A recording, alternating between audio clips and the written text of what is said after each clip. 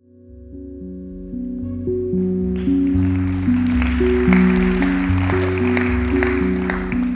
morning, everybody, and thank you for waiting so long, at least through this morning's session. But it's been fascinating, and I think that the previous speakers have really taken you on a tour around the world, and certainly my previous speaker was a humbling, I think, person to follow. So I'm going to take you, in fact, into my world, which is perhaps a little bit more small in that context, but then I'm going to reach out to say what we have to offer to the world. So I work for an interesting organization. It is a European institution, the European Environment Agency.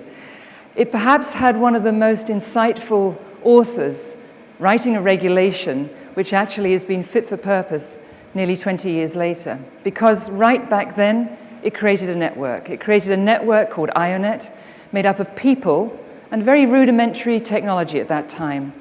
And it's been the people in the countries, the networks of experts working together that have really, I think, brought Europe into a situation where we at least feel we understand what the problems are and what we know.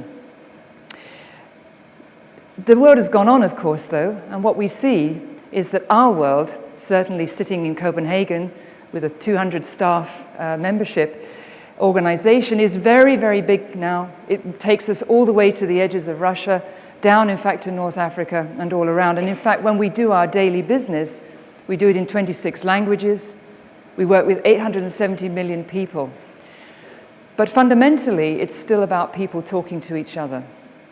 And that regular updating of each other, delivering the best information that we can, I think is what keeps us honest. It's a partnership that's built sometimes on fractious discussions, on disagreements, but in the end is always about consensus. And that consensus comes from trust, because at the end of the day, we share not only our data, our information, but our understanding and ultimately a vision of what the world is all around us. And what is that? Well, it's a world of growing pressures. You've heard so many presentations that tell us what the impacts of those pressures are. I don't need to repeat any of the messages, but we are actually undertaking industrialization on a massive scale, below the surface of the seas, up into the skies everywhere. And we feel it. And our job, in a way, is to sit very much like in this beautiful old car, gathering lots of information, lots of dials. We're very interested in many, many, many things. The problem is that my constituency, our constituency upwards, are the turbojet guys. These are the guys who write the policies. They just want 4 dials. Are we going in the right direction? And are we going fast enough? So we have to translate all of that lovely, lovely information into something which will give people the right signal. Unfortunately, the things that are in the dials today on our cars are actually not very good. The prices aren't quite right. We don't seem to be measuring things quickly enough. So there are many things that we need to improve.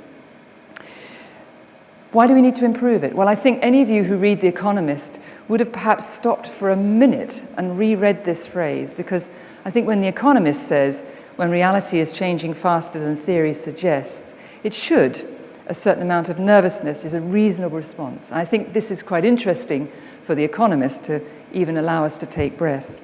Why do they say that? Because even they have recognized, those wonderful economists and those other writers, that we've entered a new geological period, the Anthropocene, which says that the hallmark, the fingerprint of humans is absolutely to be found everywhere on the planet. So what do we do? Well, of course, we all want change. But we have to have change that we believe in. We have to have change that we think is meaningful. And so whilst it's fantastic to gather stories, I see the other side of it, which is we need firm governance, we need strong institutions, we need people who are accountable, but accountable through the right sense of delivering information into the right centers and the right decision-making processes. One of the things that then is a very interesting discussion for Rio is, why is it that the phrase green economy potentially could divide us instead of bringing us together? If we think about a loose definition about policies and innovations which would enable society to in fact increase well-being whilst preserving the natural systems that sustain us, who wouldn't want that? The difficulty is that the way it gets translated has begun to divide us into a north and south community. And I think if there's ever a challenge that Eye on Earth and this summit has to address, it is the north-south divide. And why we can't have a green economy, a sustainable way of living, delivered through good information and evidence and policy making. That's really the question. And how can we do that? I think this summit will really meet, I think, the biggest challenge of its life going into Rio, because I think we will all be held accountable as to what is the information that we can provide that will help decision makers perhaps make good decisions when we leave Brazil in the later part of the year. So now I want to come back to the day job, because even if you're going to build and design a green economy based on words, there have to be things on the ground. There have to be actions, and people have to see what has to happen. Hazardous waste. We have so much hazardous waste in this world. We have it moving around, sometimes illegally, sometimes legally, but still we are creating chemicals that are damaging to humans, that are damaging to ecosystems, and that persist and bioaccumulate. We released a report 3 weeks ago about all the industries in Europe that report, 220,000 of them, all openly reported, all compliant, so they're all obeying the law, and yet still the cost of pollution from those installations is 200 billion euros a year to human health and ecosystems. 50% of that pollution comes from 163 installations only. So even when we put in regulations, we still have an underbelly that we need to address. We have to ask who's going to pay for the pollution and the cleanup. We've just finished filming in India what I would call the informal economy, incredibly efficient. People sitting in backyards, in ghettos, in slums, breaking apart pieces of electrical equipment, smashing up pieces of plastic, extracting out tiny pieces of metal, washing it in rivers, and frankly, no one else will do it. It's worth quite a lot of money. The government themselves admit that that's the inefficient bit that companies really can't deal with. So we need an informal economy, but we have to protect the people that are doing that. We cannot afford to have that waste processed in a way which is hazardous to human health. And let's be very clear, these are wastes coming from Europe and from North America. We talk a lot in many of the sort of circles that I go to about decoupling. It's a very interesting concept. It says, can you grow human well-being and the economy without continuing to damage the environment? Can you decouple these two? And so we've developed lots of indicators, lots of measures. And it's by that that we will live or die, I think. And buying into these indicators means that every part of society, in a sense, has to understand where the materials come from that they're using and what they're going to do with them when they've finished. We've all just heard, I hope, about the outcome from Durban. I was there. It was a very interesting discussion this time, more muted, more quiet, I think rather successful in many ways, because there is at least an engagement and a recognition that we have to manage emissions, whether it's in developing countries or not. A lot of the rhetoric of, you did that to us, therefore we're going to wait until you fix it, has begun to disappear. The analogy we heard this morning of the boat with a hole in it, and everybody having a hole in a boat, actually you have to fix your own boat first. So it's a lovely analogy. Recognizing mistakes. We make mistakes. Europe makes lots of mistakes, but we're realizing that as soon as we understand, we have to fix it. We can't just let them go on. I know that Europe's been criticized for its biofuels policy, and I think you can see the sustainability criteria are testing us. But still, the information comes back that we have to do something. So recognizing mistakes is very important.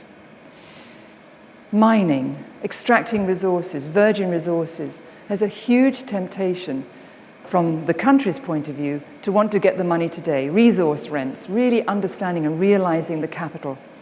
But I can tell you, most businesses would like to pay royalties and pay them a long time in the future, not today. So how do we arbitrate between those? There's a very interesting point here about disclosure. The disclosure projects around the world which industries are coming into are very, very important. If I think about generally the way that we live, we should not forget, though, that design and innovation is incredibly important. And we need to encourage that because, as it currently stands, we just cannot continue to consume the amount of raw resources that we have. So we need innovation. We need to find ways to replace some of the rare earths in funny combinations because countries stockpile. They create weird price signals. They actually create scarcity where there is no scarcity. We also need to incentivize people to do the right kinds of innovations, the right kinds of things, as opposed to disincentives, which take us sometimes into the wrong ways. We need new ways of living. Quite honestly, whether we live on the oceans or wherever we are, we need to think again about how we actually live on this planet. We need to feed ourselves locally. And I come back again, there's no such thing anymore, I think, as local sustainability without global sustainability. We just cannot do it on our own. So waste, it's a common problem across most of the world, but in food, it's a particular, I think, dramatic feature. 97% of food actually is wasted, either on the farm or by the time we haven't consumed it, and it's actually ended up in the landfill. That's in a European context. So we have so much to do in terms of getting around the way of thinking that it's okay to throw away waste, to throw away food. But it isn't easy. When I started in the agency, I would honestly say I was in a silo world. But that has had to change. Everything is interrelated. It is very complex. You cannot talk about transport without dealing with biodiversity because of protected areas. You can't talk about forests without dealing on agriculture, and so it goes on.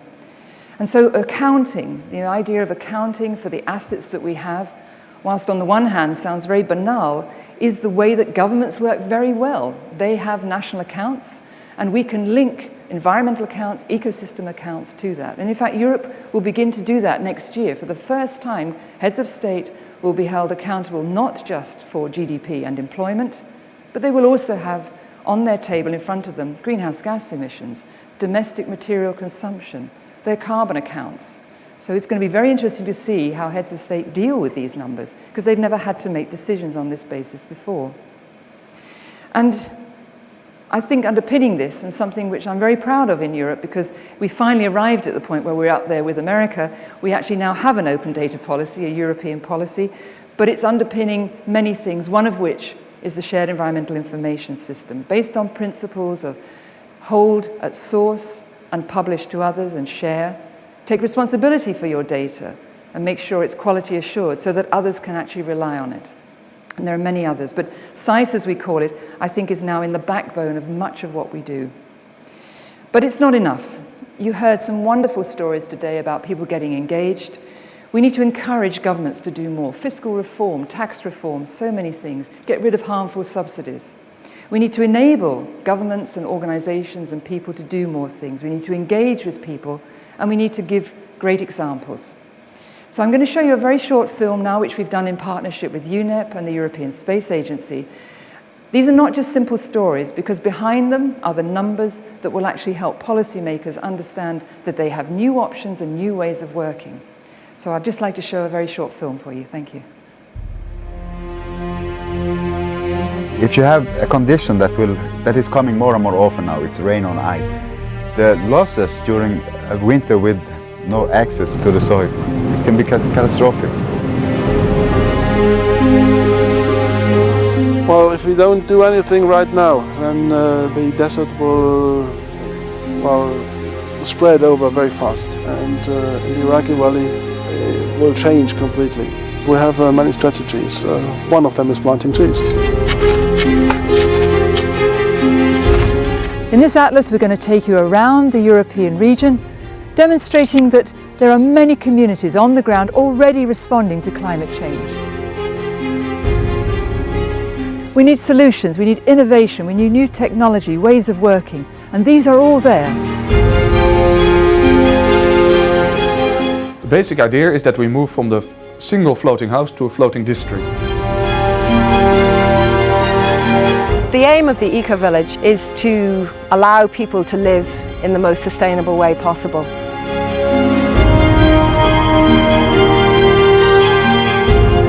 What's happening in this community, that this should be the model, and we should be moving this to every community, every region of the world.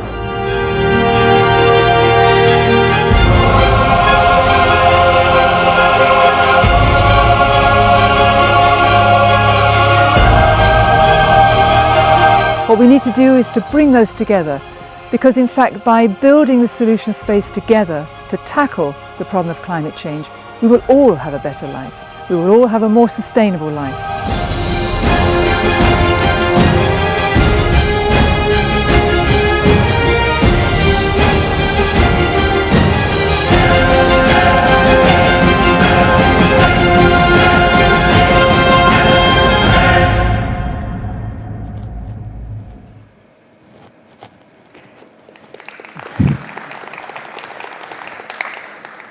always like a bit of drama, but anyway.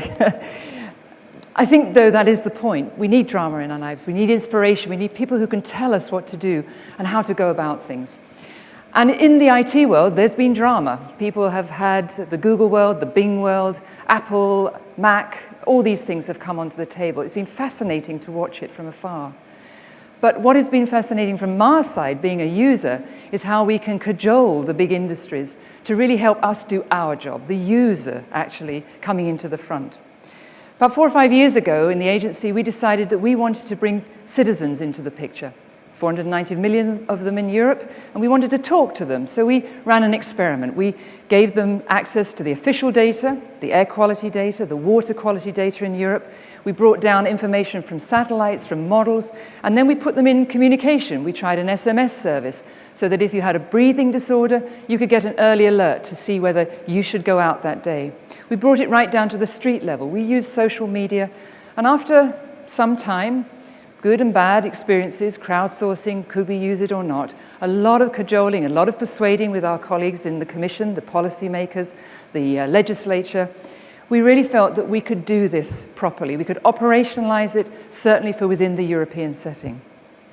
So we worked hard, and then another whole community arrived. This is the in situ, the people who are measuring things on the planet's Earth.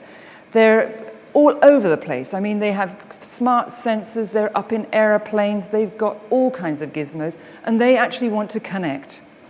We have a program called GMES, the Global Monitoring for Environment and Security, and it really tries to build in the satellite capacity, and then our job in the agency is to connect it to those who are on the ground, firmly on the ground. Here's an example of an integrated monitoring system where we have up in the air, down at the bottom, and it's all got to work, so to speak, in real time. Here are cheap sensors. We can actually go out into the world with very cheap sensors now, €6 and measure air quality. So it's possible for us to equip citizens to be, I wouldn't say passive sensors, but to walk around the world and help us monitor things on phones, on these kinds of little things that you put around. And then, of course, we have true institutional relationships. We have to make them work in a very different world. They've all been brought up on very different technologies, different ways of working together, the Met services, big models, other people with paper maps, and so on. So they all have different governance. They all have different ways of working. And that's actually what sharing challenges us with, because we have to have conversations with people who, in the past, have sat in their silos, been very comfortable, but actually now we need to communicate properly with them. Now, to do that, we fall into all kinds of worlds, the open source community, the community that's linked data, and so on. And everyone's going at different speeds. But somehow, we need to provide a vision. We need to spearhead a way where there's a real need, well-defined, and where we think we can succeed. So we won't solve all the problems immediately, but we can solve a lot of them today. Which is why I think that this summit is so important, and why we chose, together with our partners, in this case Microsoft and Esri, but I have to say our partners now are all the providers of information that have come together at the time of this summit. UNEP, US EPA, Abu Dhabi government, Kuwait, many others have joined us to show just how important they think these initiatives will be to actually share data, to publish data together. So it is a global public service. It's a free thing for you to be able to use. It has many parts to it. I won't go into the details of it, but it's to tell you that the time has come when even big industry will step up to the plate and face its responsibilities, that we have to connect things better. We have to make it possible for people to exchange information from all those different communities, to make intelligent map services, to put things on telephones, and in the end, to create information that policymakers can really use, can really understand. And I think that's really where Eye on Earth steps in to help do that. We're not saying that anyone gives up their sovereignty. We're saying you keep under SICE, you keep responsibility for your data, for your information, but you share it, you publish it into a cloud, you actually allow others to look over the fence and see what's there, to make new stories, to make new connections that previously were very, very difficult to make. And why do we think we can do that? Well, because we take responsibility in some cases as institutions to make sure that we have a secure bedrock, a base map, a reference layer which is quality assured through all the normal procedures of institutions and governments. But by making that available, people can build worlds, they can build a sustainable world. They can put their operational layers in. People can build an idea of their neighborhood. What's it like to live where they do? It can be as simple as drag and drop. So you don't have to have complicated software systems.